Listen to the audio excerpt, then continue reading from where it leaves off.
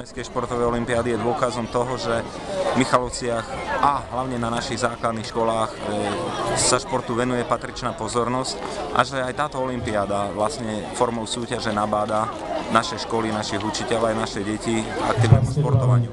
A zmyslom je ani nie tak, aby školy medzi sebou súťažili. Zmyslom je to, aby deti športovali, aby od tých nástrah, ktoré dnešná doba prináša, televízor, počítače, aby išli skôr na čerstvý vzduch alebo na športoviska a venovali sa aj svojmu telu, nielen svojmu duchovnému a